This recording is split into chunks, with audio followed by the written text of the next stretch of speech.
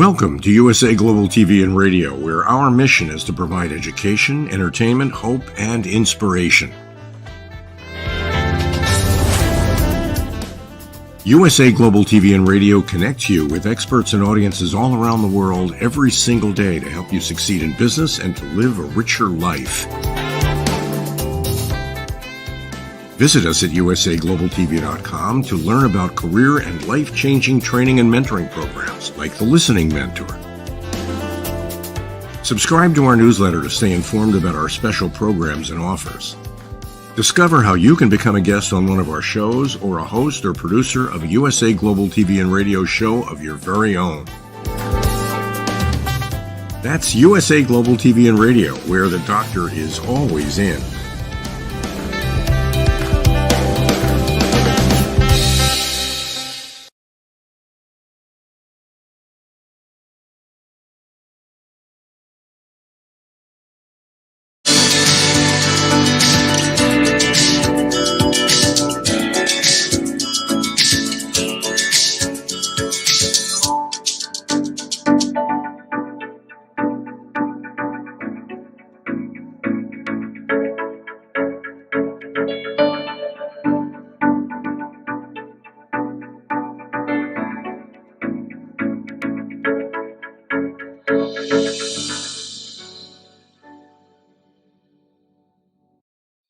Hello, beautiful soul family, and welcome to Weekly Wisdom and Insights, your home for spiritually guided transformation and empowerment.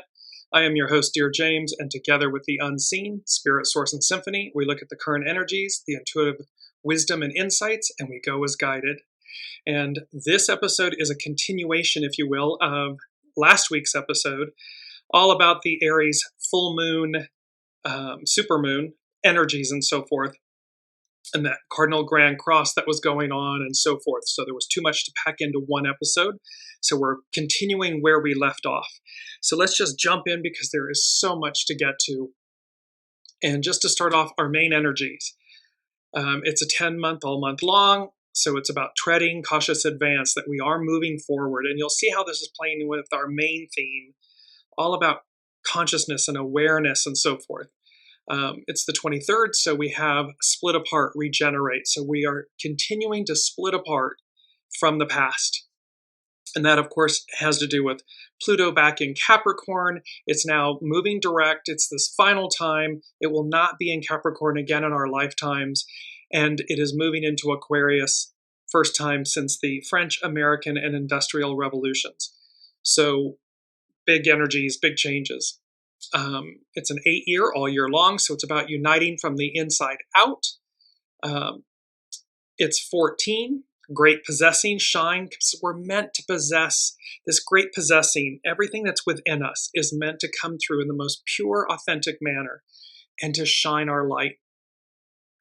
And it culminates in a 5, which is nourished while waiting, patience. And so it's to know that we have everything, that we're nourished while we're waiting, and to seek patience, practice patience. It is certainly a fun one. Patience. Oof, not always wonderful and great. Not easy to do all the time. Welcome, Alicia. And so let's move right into our astro influences, our astrological influences. So on the 9th of October, Jupiter stationed retrograde. 2 days later, Pluto stations direct. On the 17th, we have the full moon in Aries. It's with the cardinal grand cross. On the 22nd, yesterday, we had the Sun square Pluto, both at 29 degrees, this anaretic degree. It's a very powerful degree. Welcome, Colleen. And on November 3rd, coming up, and you'll see how the full moon in Aries is bookending the energies that will happen on November 3rd, which is this Mars-Pluto opposition, again at 29 degrees, that powerful anaretic degree. And 29, welcome, Deborah. And a shout out to Deborah. It was her birthday yesterday, so happy birthday, Deborah. So we see these big changes because of the 29 degrees. And these astrological influences, the energy surrounding them is hidden no longer. We had this last week, so hidden no longer, a crescendo of change. And so remember that hidden no longer was about either you're not hidden any longer, you come up and out and there's more public presence and so forth, or what's been hidden is hidden no longer. And then a crescendo of change. And how that, and it's number 4, from the unseen. And what they said was avalanche of change. And so there was both this crescendo of change, but avalanche of change. And so an avalanche, a sudden arrival or occurrence of something in overwhelming quantities, and or undergo a rapid increase in conductivity. That's from physics. So we can see how this avalanche of change, in its 4, is the fact that it can literally be a sudden arrival or occurrence of something in overwhelming quantities, which can be positive, again, positive or negative, depending on how we're emitting, what we're putting out, and or this undergo a rapid increase in conductivity, electricity, magnetics, and so forth. Crescendo is the highest point reached in a progressive increase of intensity. So we've been building to this moment, to this handoff. It's the unseen is showing me the relay race, where we're moving from Piscean to Aquarian, patriarchal to matriarchal. So the highest point reached in a progressive increase of intensity. These are some of the energies that we're working with at these various 29 degrees. So let's move into main themes. So we have heightened awareness. Last week we were dealing with wolf medicine. This week we are dealing with owl medicine. And how heightened awareness and owl medicine is a guiding light. The Aries full supermoon, the cardinal grand cross, the sun square Pluto, and this upcoming Mars-Pluto opposition. What we're going to stay focused on, we're using the astrology to guide us, kind of as the roadmap, if you will. With the unseen then overlaying all of this celestial information from the unseen, what we don't see. So we see what we see, right? And this is where heightened awareness, owl medicine is about what we don't see or seen in the dark. And so seeing from the inside, our intuition, our inner knowing, and utilizing that in this time of crescendo and avalanche of change, heightened awareness. So here's our main theme: heightened awareness, owl medicine, a guiding light. And we're going to start with Pam Youngin's North Point Journal, and then move into owl medicine, and then go to Astrology by Lauren, and wrap all of it with the unseen, spirit, source, and symphony guiding us. So let's just jump in, because heightened awareness, and we'll see how the astrology is playing. Welcome, Sue. So Pam Youngin's North Point Journal, she says, we are in a transitional period that is reshaping us individually and collectively. Old forms began to crumble 5 years ago when a new solar cycle began and Solar and Pluto aligned. Now, as Pluto nears the end of its 16-year transit of Capricorn, there is a crescendo of change, a completion of a process that truly began in 2008 when Pluto entered the sign. So remember, Pluto enters the sign in 2008 in Capricorn. It was in 2008, it was closest to the Great Recession and so forth, and institutions, banks failing, the housing market, all things that are tangible, Capricorn, Earth. And so here we're completing this 16-year cycle.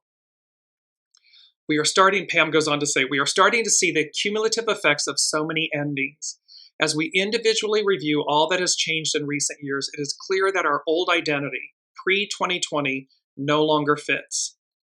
The goals and the roles that we previously claimed have either slowly or at times abruptly fallen away. In some ways, we are eager for the new, and yet the unknown that lies before us, while intriguing, may also be unnerving in its vastness. And so again, all of this time, who we've been, pre-2020, the masks, the identities, the labels, the roles, all of these things, they're changing because we're changing, because The world is changing. The celestial world is changing. We are leaving a 2,000 plus year, era, and moving into a completely new one. And so what worked before in the past no longer works. We are not who we once were. And we will not be the same person that we're going to be in the coming years continuously or forever. The one constant is change. Pam goes on to talk about from full moon to Mars Pluto. So the full moon on October 17th was a powerful one that drew upon the energies of transformational Pluto and dynamic Mars to augment its effects. That lunation was one bookend of a 4-week period that will prove to be life-changing for many. The other bookend on this time is the Mars-Pluto opposition that perfects on November 3rd. Welcome, Brigitte.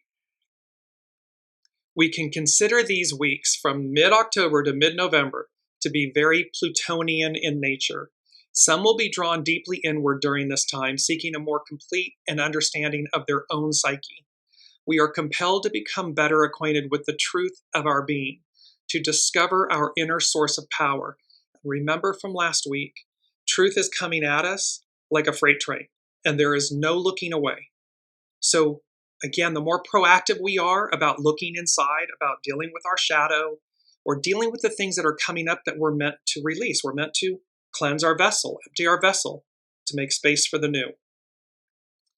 Since external indicators of who we thought we were have fallen away, now we seek a deeper identification with our soul and its path and purpose. So again, everything's purposeful. So everything leading up to 2020, everything that we've been and we've experienced, everything, it's all purposeful.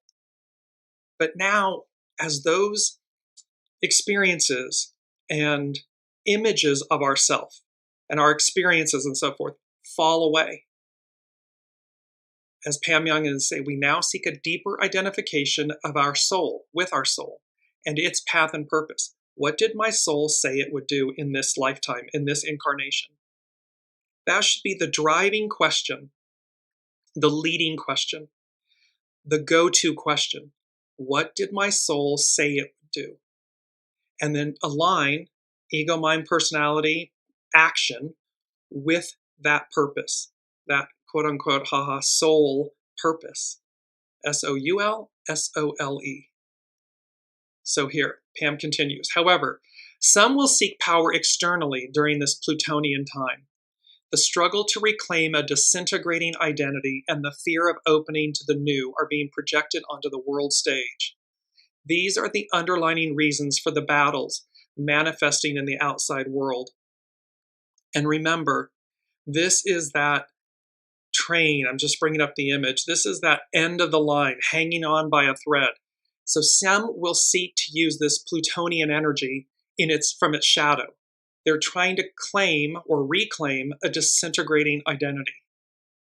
But that time has come and gone. We've been there, done that. And so it's the train that ends. It's the train that goes nowhere. That doesn't mean they won't try to use this Plutonian energy for that purpose, to that end. However, the positive, the higher octave of the Plutonian energy is to reveal the guck, the goo, what's been hidden from the light, to transmute it, transcend it, so that we advance, we evolve, and move forward. Pam Youngins continues, Sun in Scorpio. We are assisted in this process of self-discovery by the Sun's ingress into perceptive Scorpio this Tuesday. That was yesterday. Scorpio is a very complex and somewhat enigmatic sign. This is reflected in the fact that it is the only sign of the zodiac that has more than one animal symbol. All signs have both a higher vibrational and a lower frequency manifestation, and we are always given the choice of which end of the spectrum to embody. So we have a choice. Choose the higher octave. Choose to reach higher. Yes, it will require more of us per se until it doesn't, until it becomes second nature. With Scorpio, our options are clearly represented by its two main symbols, the scorpion and the eagle. Both of these creatures are powerful and intense, but each in a different way. The scorpion is known for its resilience and its capacity to defend itself. It lives in darkness, hiding under rocks or in burrows. Its virtues, when taken to an unhealthy extreme, manifest as being overly guarded, suspicious, manipulative, and vengeful. We can see this playing out on the world stage. The stinger on the scorpion, which is used for protection and also to hunt, contains a poisonous venom. This represents the toxic nature of holding on to anger and resentment. When we hold on, everything is energy. When we bottle up and hold negative energy, any energy, but especially negative energy, it creates dis-ease, disease. And so it's toxic. And so this is highlighting, this Scorpio season is highlighting. Are we releasing the toxicity? Are we moving beyond it? Are we allowing the energy to flow through us just effortlessly so that we don't hang on to negative aspects? Because remember, negativity in its energetic form is simply an opportunity. It's presenting us in a challenged state something to overcome, transcend, to see within ourselves so that we will release it. What does that do? It empties the vessel. We can breathe. We're lighter. We feel better about ourselves and what's happening. Hang on to it. It festers. It gets louder and darker. And you'll see how that is a part of owl medicine coming up in just a second. The eagle nests high in the trees and is known for its clear vision. As it soars above the landscape, it sees the darkness, the shadows in which the scorpion lives. But it also sees and is drawn upward to the light. The eagle represents the ability to rise above obstacles, to be free of attachments, and to gain spiritual enlightenment. And the owl is, in essence, the counterpart to the eagle, because the owl has such all-seeing ability in darkness. It's their equivalent, the owl and the eagle. A third animal symbol commonly associated with Scorpio is the phoenix.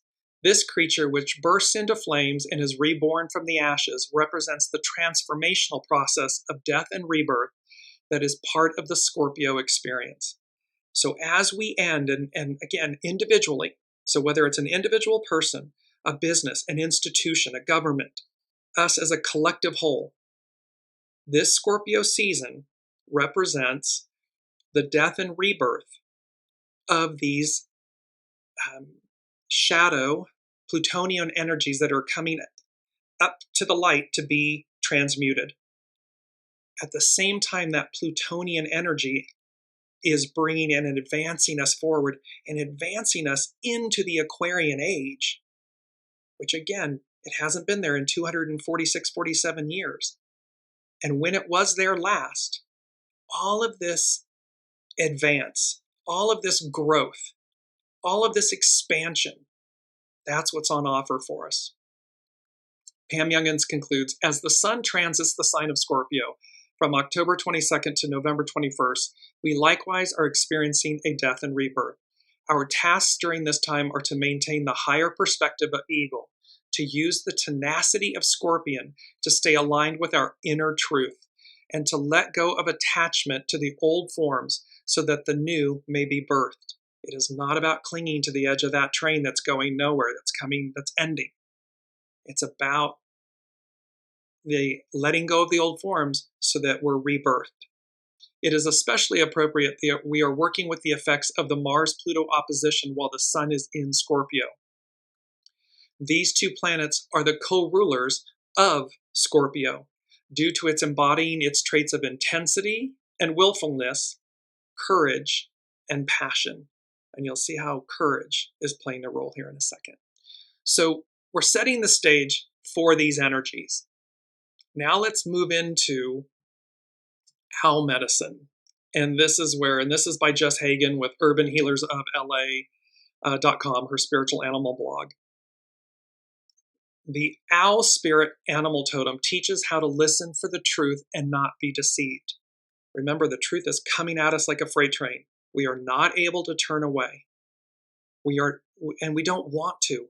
We want to see the truth within ourselves, within the whole of the whole, within our world experience, so that we deal with it, we transmute it, we become higher, better, more pure.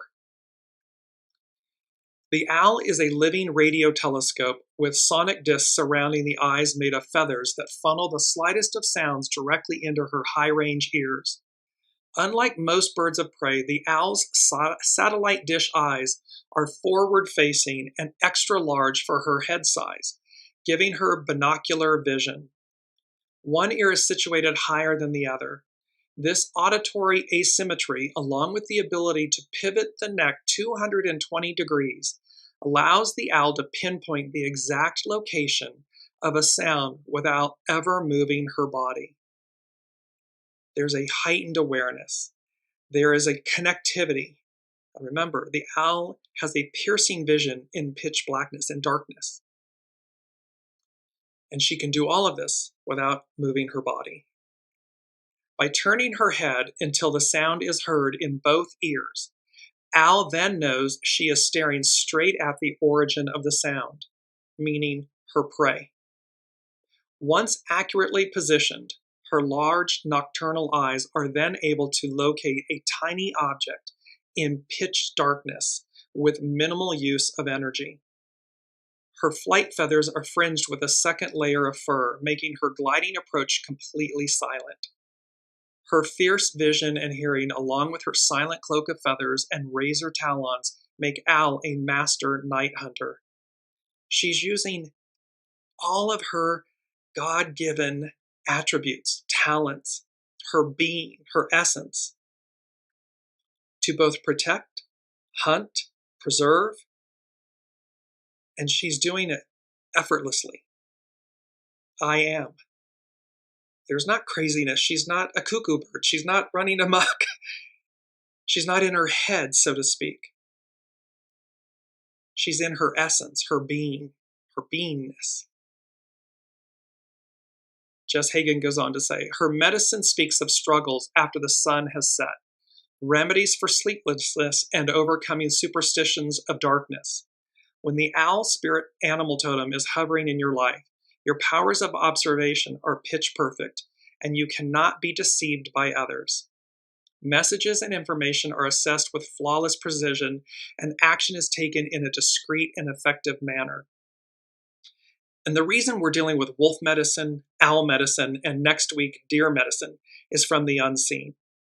With these bookends, the October 17th full supermoon in Aries, and then the upcoming Mars-Pluto opposition, the unseen said to me, wolf medicine, owl medicine, deer medicine, and how we utilize these three spirit totems congruently, collectively, together, especially for this time and arcing out into April of next year.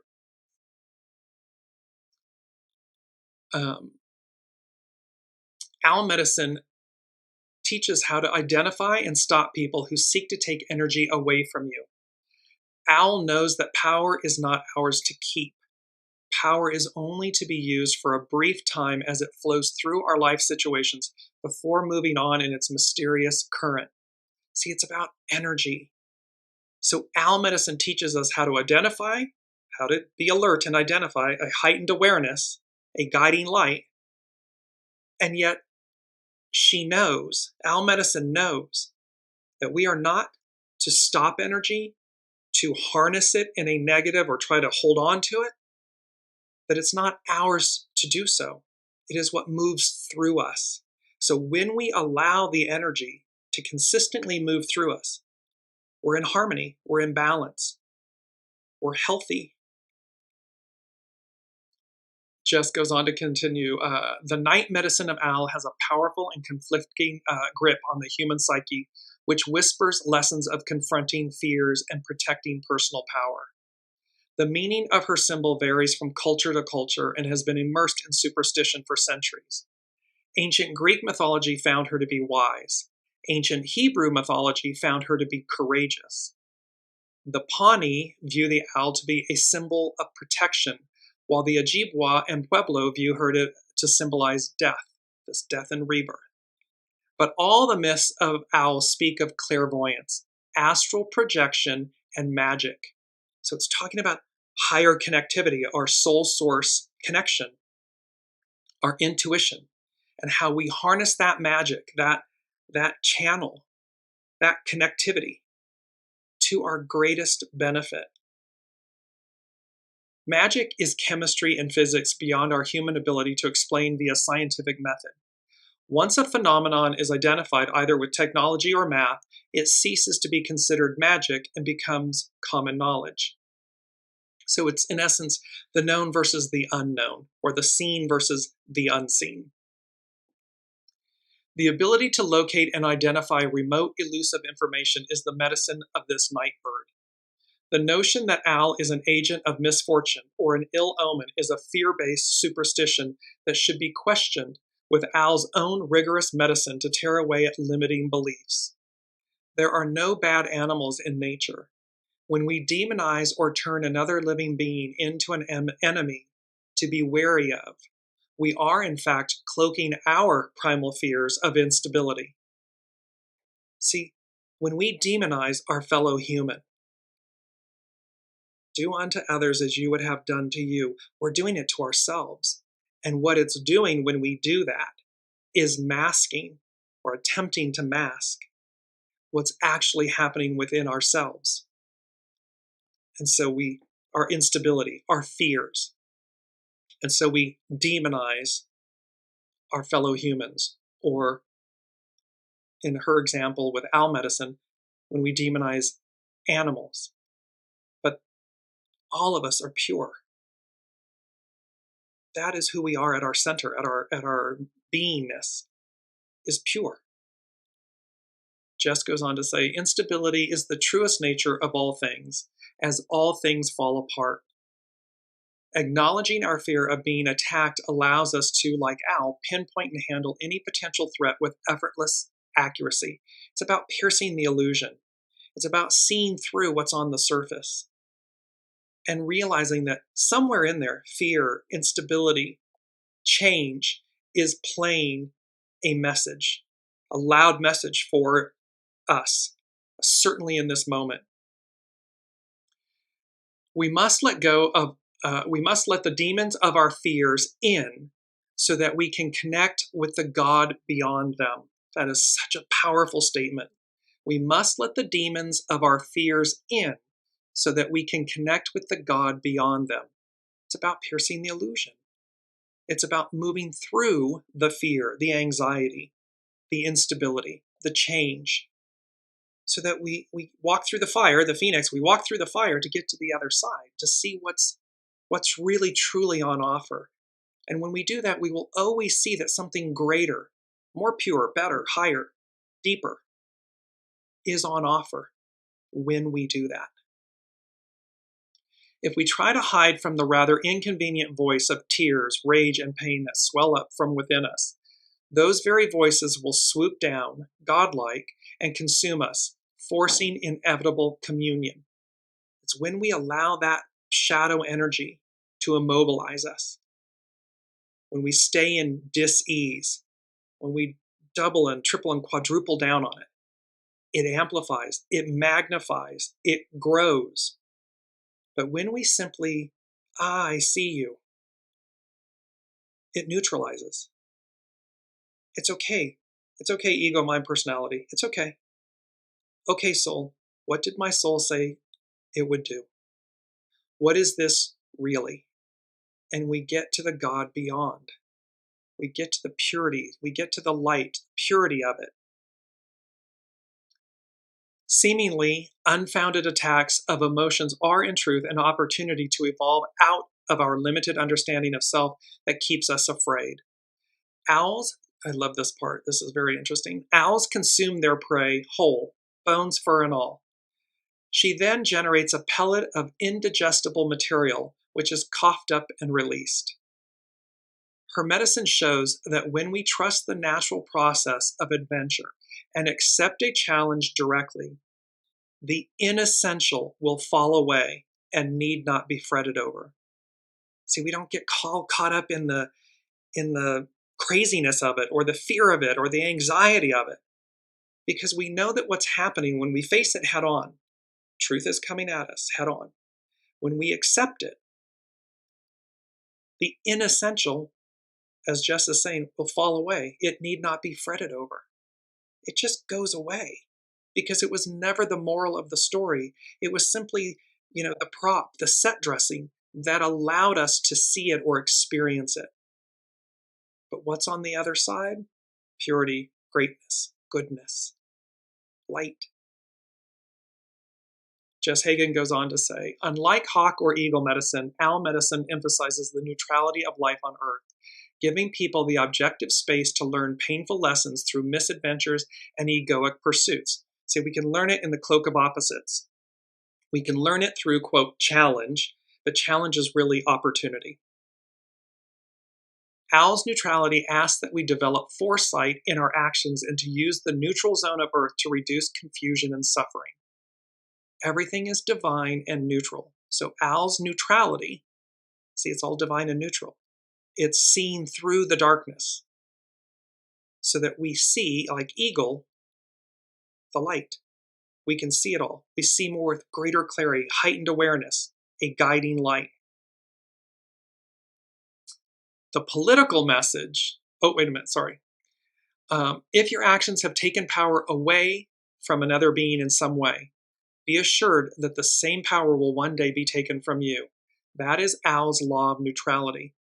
This law of neutrality, karma. Karma is simply balance. It's evening out the scales. And so again, if we've done something where this is happening, then do unto others as you would have done to you. It'll boomerang back. It'll come back. The political message of the owl spirit animal totem can be seen in her ability to hunt skunks. Due to her reduced sense of smell, owl is one of the rare predators of this smelly creature. Skunk medicine, when out of balance, often involves a lot of unnecessary hype and posturing, which owl sees right through.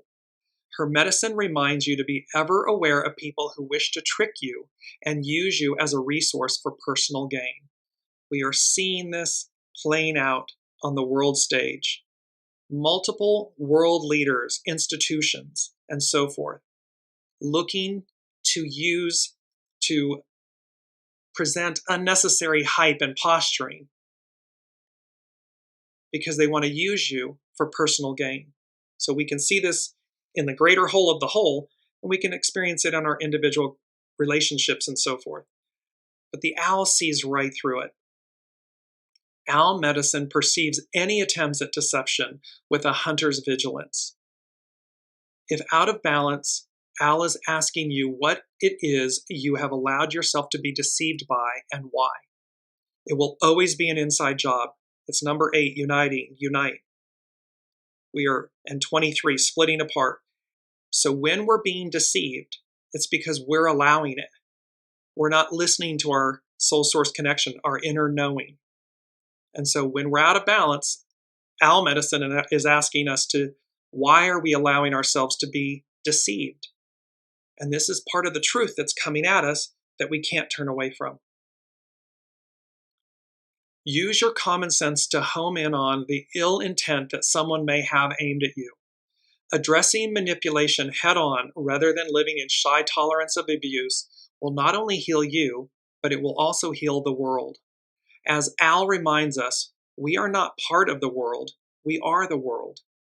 We are as inseparable from our environment as Al is to her feathers. Whatever you accomplish, the world accomplishes, because we're all one, united. So again, as everything's energy, everything that ripples out is reverberating. It's constantly in motion. Our first responsibility is to dissolve the feelings of fear and separation within our inner life, which compel us to attack our environment, an external aspect of our own self. We must pierce through the illusion. When we pierce through the illusion, we see what's operating or happening within ourselves, and then we don't attack our neighbors. We don't attack our fellow humans, because ultimately what we're frightened of or fearing is within us. It's not them. It's a story, a script, a label, an identity, an experience that we're clinging to and hanging on to. We're not transcending it. And thus we get stuck in dis-ease. And it breaks down the harmony of the energy flowing and the reciprocity of purity and goodness coming back to us. It breaks down. Addressing our personal inner state will change outward reality. Owl's eyes burn bright yellow in the night, bringing the light of day into the dark of night. There is even, in the darkest of hours, a way to listen and locate the tiny stirrings of movement that will lead us out of any impasse. So this is the power of owl medicine, and it reminds me of the Two of Swords in the tarot. And the Two of Swords, there's a woman depicted on the card. She's facing away from the water. The water is emotion, inner knowing, intuitiveness. There's the crescent moon. She's blindfolded, and she has two swords that are crisscrossed before her.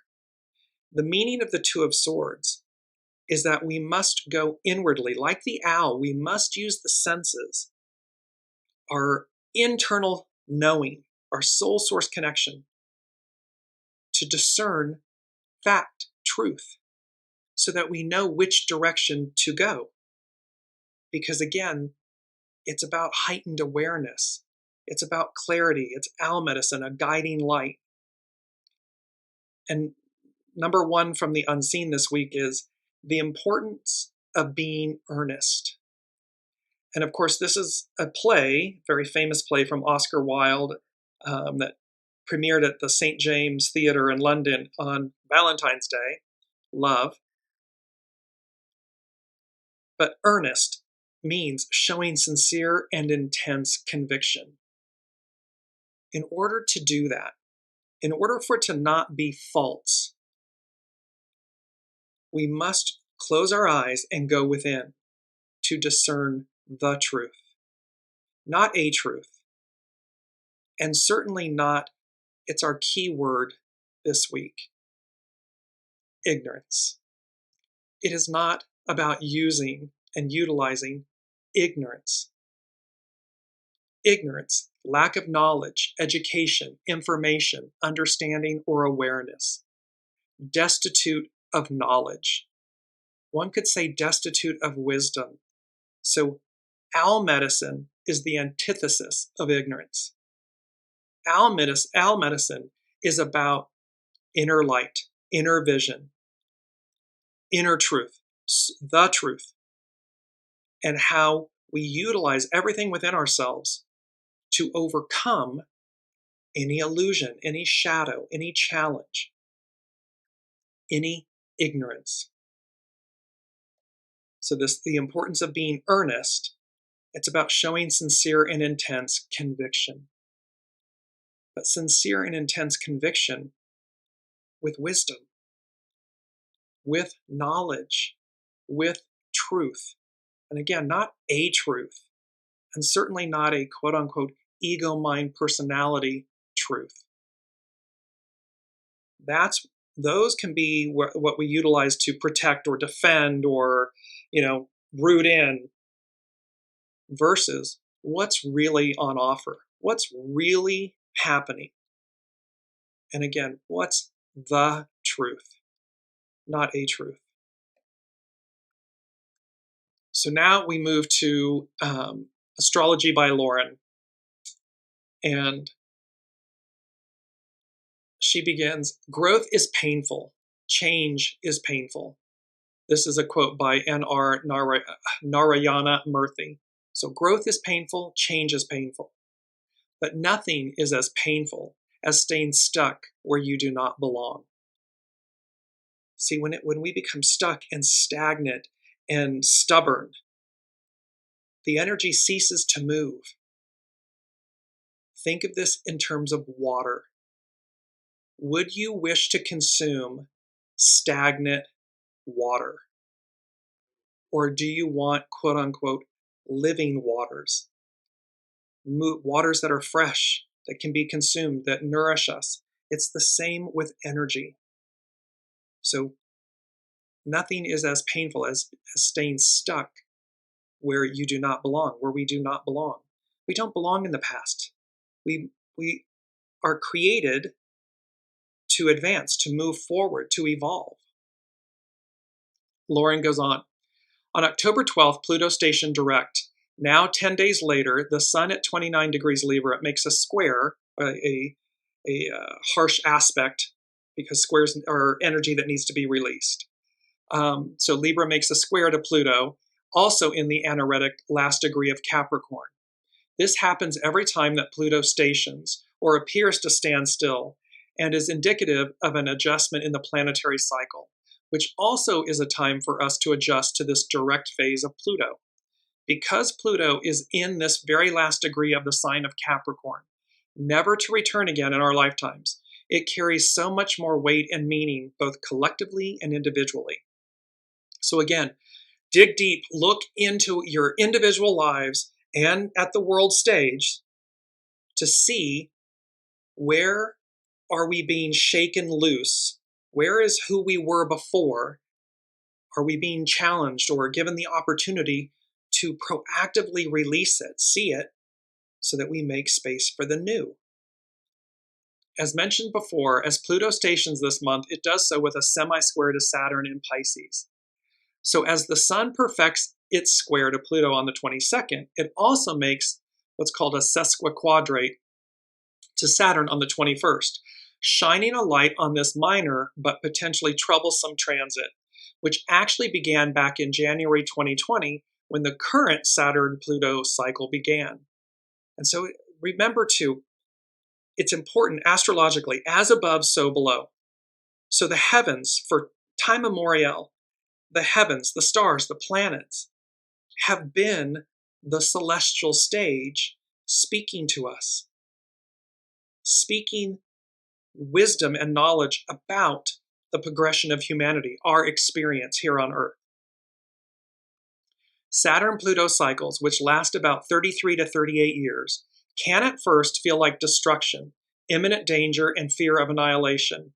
But what arises out of that is a determination to survive, grow, and evolve from who we once were, better and stronger than we were before. It's not about staying who we were in our entire lives. And we know this to be true because, again, the 5-year-old is not the 12-year-old, is not the 20-year-old, is not the 90-year-old. They are different individuals because of their collective journey. So the 90-year-old, while they may be youthful and childlike, is not the 5-year-old. There's a continuum. That's the point here.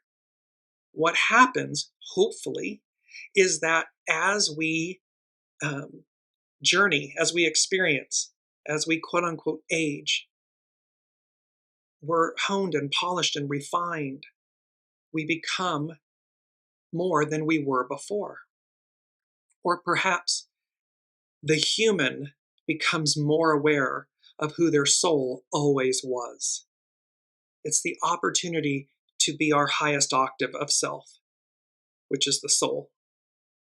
So the human becomes aware of the opportunity to live that, mirror that, experience that, instead of fighting against it or fearing it or feeling separated from it. The metaphor for destruction and imminent danger was certainly true when this current cycle began in early 2020. The opening semi-square between Saturn and Pluto, which we are experiencing now, is the next phase of this cycle. Similar to the crescent moon phase of the lunar cycle each month, this is when our mettle is being tested.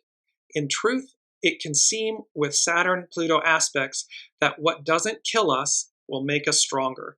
And that, of course, instantly had me, it's a Kelly Clarkson song, Stronger. What doesn't kill you makes you stronger. It invoked that. Stronger in the sense of having greater agency over our own life and destiny. Heightened awareness. The only way to have a greater agency over our own life and destiny is to have a heightened awareness, a guiding light, owl medicine, wolf medicine. Which wolf am I feeding? To connect into our soul source connection and allow our soul to lead. That makes us stronger. That gives us greater agency over our own life and destiny. When we're operating from ego, mind, personality, it's an illusion. It's a complete illusion. And of course, it can crumble very quickly because it's not built on solid ground. For the 16 years that Pluto has been in Capricorn, it has exposed the underlying faults and decaying structures in society and in our own lives. These can be our literal foundations, like the roads and highways, the government, governing parties and their leadership, or the foundations of a building. It can also be our relationships, how we see ourselves, our relationship with ourselves. Where have we been deceiving ourselves? And what's the actual truth? These include what were once considered time-honored traditions or monuments, but which now no longer represent who we are as a society or as an individual. We create our own personal foundations upon which we rely and depend on for our sense of identity and security. The labels, the identities, the masks, the scripts, the stories we tell ourselves to feel stable. But what if all of that is an illusion? And it's not what if. It is an illusion. So the more important moral and point is, who are you without all of that? And the only way you'll know the truth of that answer is when it's all stripped away and you listen to your soul and you say, oh, I'm still here. I'm still standing. Oh, this is who I am. It's not what I drive or where I live or the occupation I perform. Those are all set dressing. It's Rise of the Guardians. It's who are you at your center? That's who you truly are.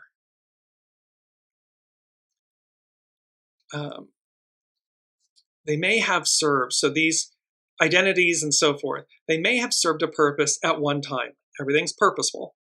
But when these become outmoded or irrelevant, or even decadent, it's time to create new and improved structures, systems, and foundations that are more sustainable and that allow us to continue to grow and evolve. Easiest example of this is relationships. When two people are in relation, and this can apply again with leadership and businesses and so forth, when we continue to grow with one another, when we continue to choose to grow with one another, life continues to flourish and unfold. When we don't, when we're stuck, when we're stubborn, when we're saying we're never going to change, things die. It's just it's that simple. Jess goes on to say, it takes tremendous effort to change old habits and transform your life.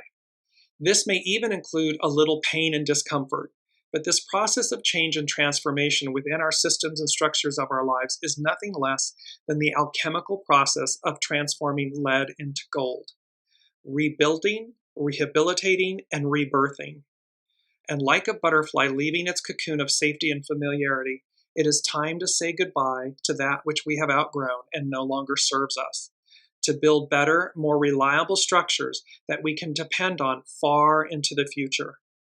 So it's a choice. These energies, this time, this heightened awareness, owl medicine, a guiding light, the wolf medicine, which wolf am I feeding? This moment in time is about the choice that we make. Are we choosing stagnant water? Are we choosing stagnant identity to be fixed, not fluid? Because we are moving into an era of air.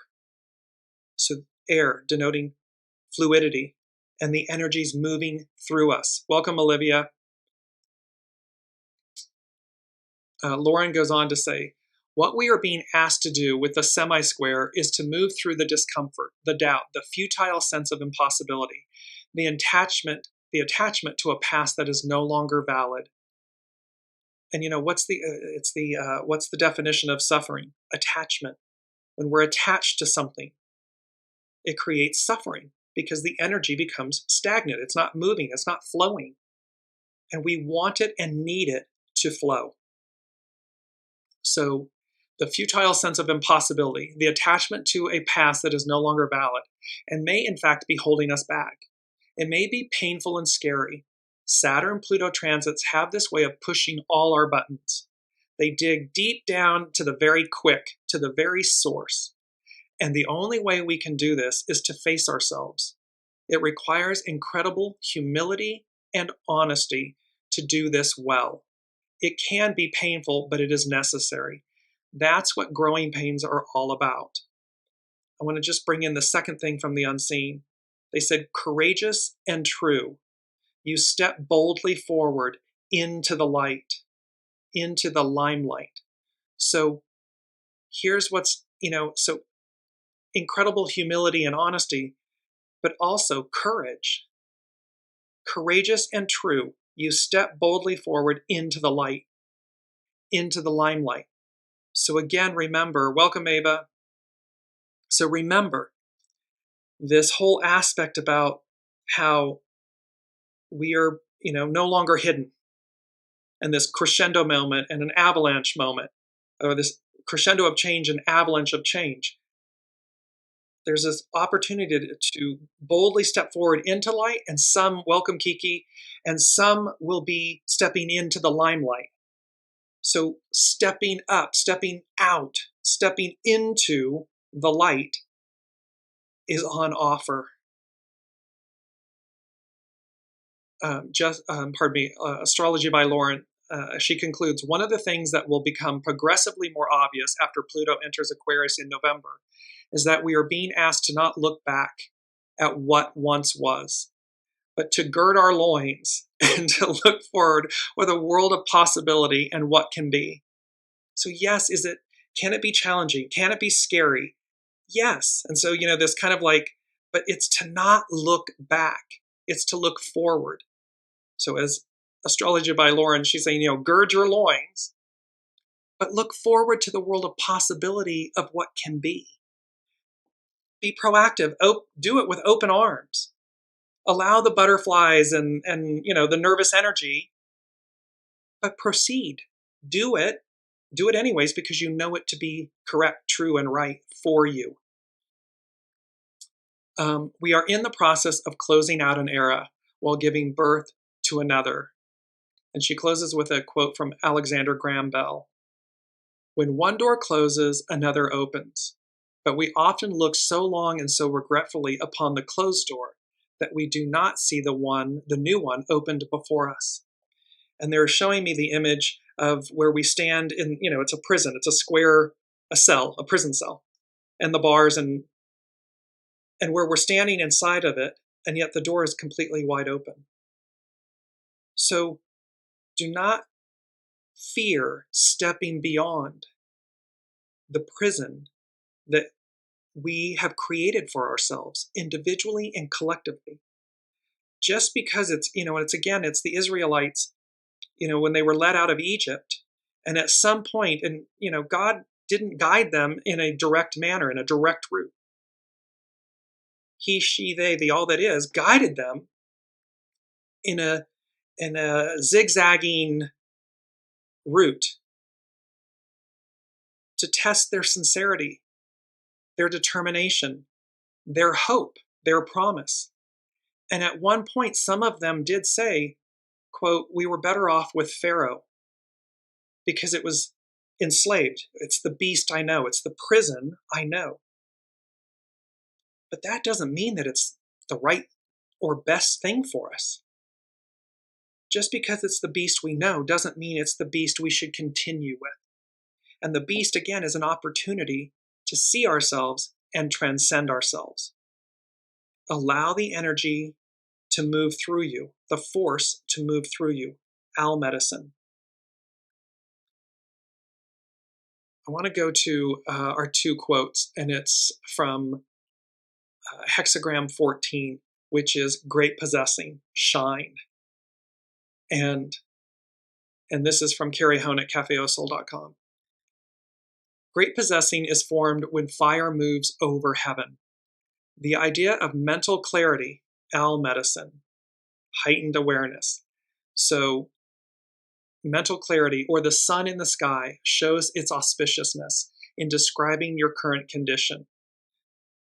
It looks like a dumpster fire on the world stage, And yet, what the unseen is guiding us to realize, to see, is this auspiciousness in describing our current condition. It's not doom and gloom unless we see it that way, unless we participate in that.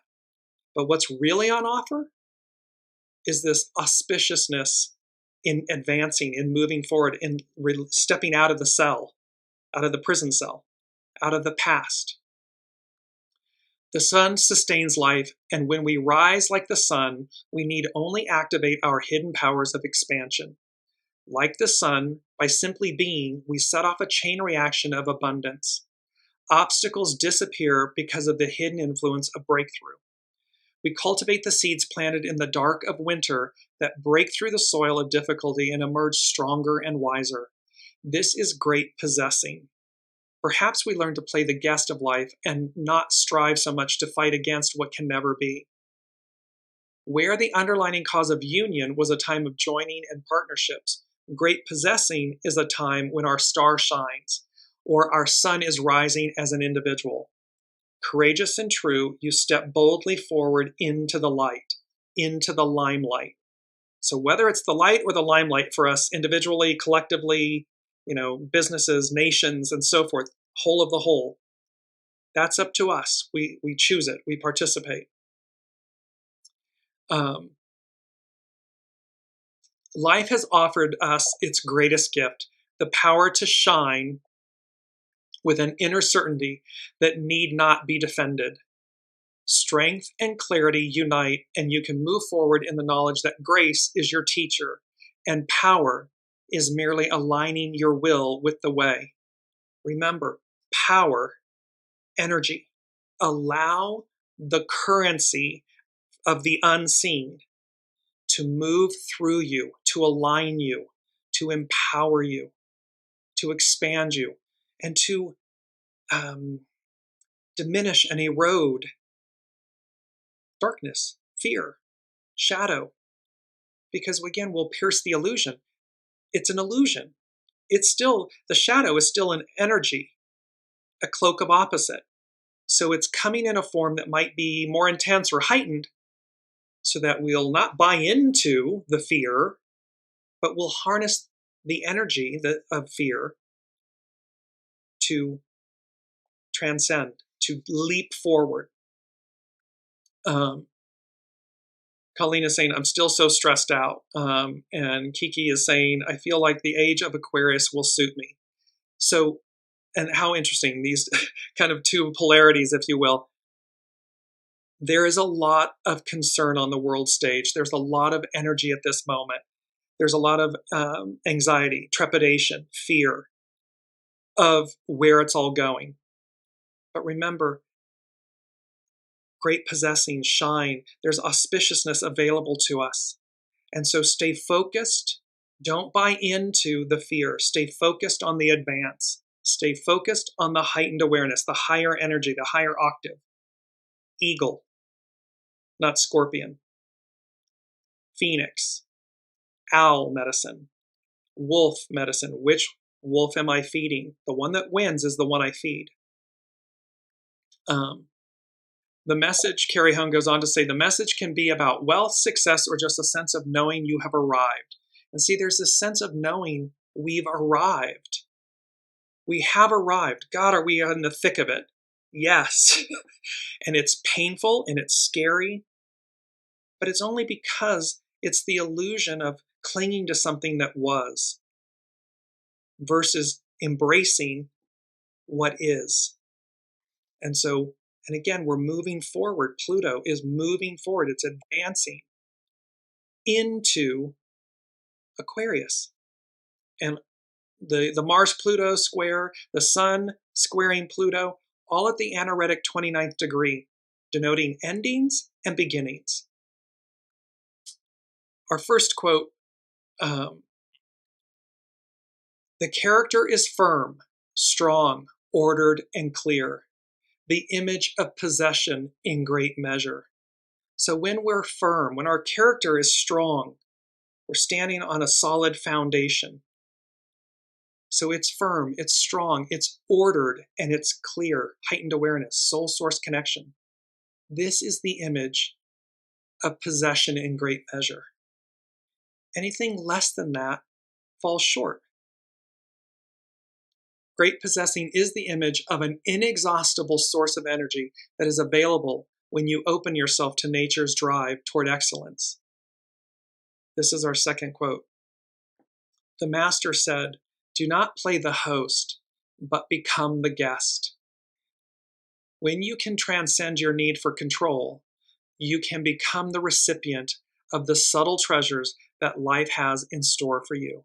And this beautiful image of, in essence, like the adult hand, it's like the hand of God touching the infant downward, and the light, that the energy and the expansion, this inexhaustible source of energy that's available to us when we connect into it, when we don't buy into the illusion, a lesser energy, if you will.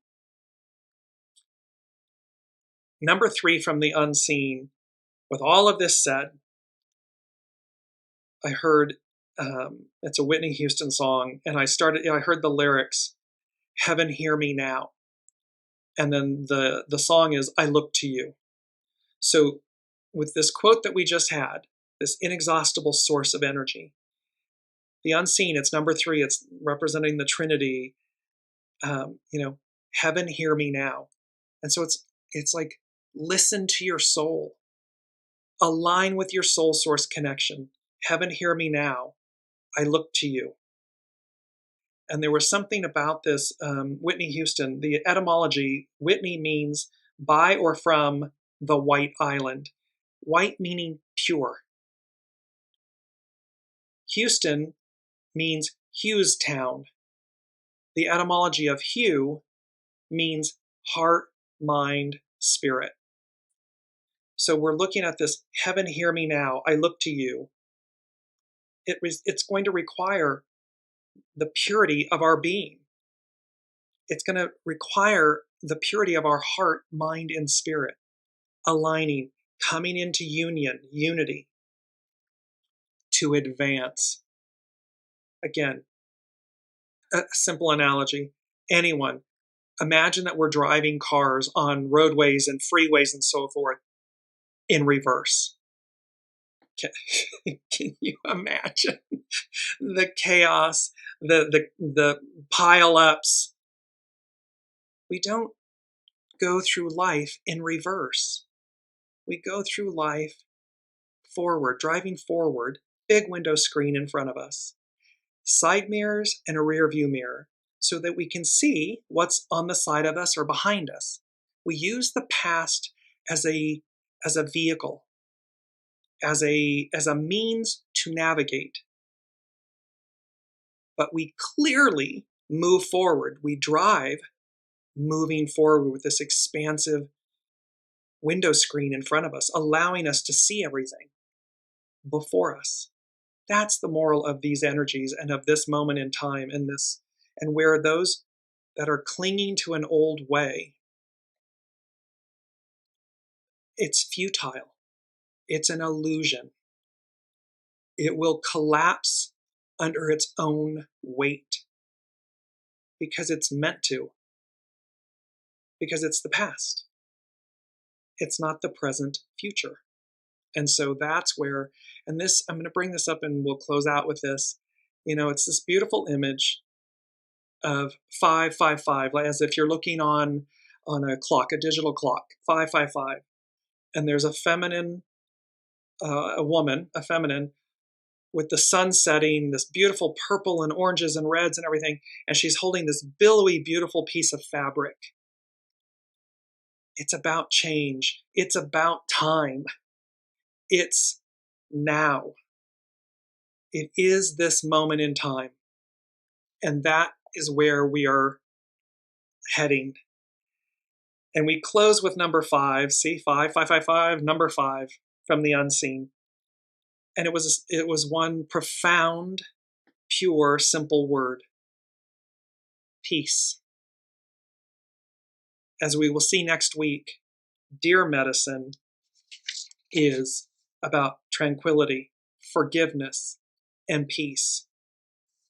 And the only person we ever need forgive is ourselves. So this forgiveness starts within. Everything begins within. So forgiveness, but it's peace. And it's Dear Medicine setting us up for next week's show in this trilogy of Wolf Medicine, Owl Medicine, Dear Medicine. And these bookends, the Aries full supermoon that occurred on the 17th of October, and this upcoming Mars-Pluto opposition that's on the 3rd, and really in far greater aspect, what's occurring in this moment. So until next week, be well, be gentle, and kind with yourselves. Be proactive. Engage wolf medicine. Engage owl medicine. This heightened awareness, a guiding light.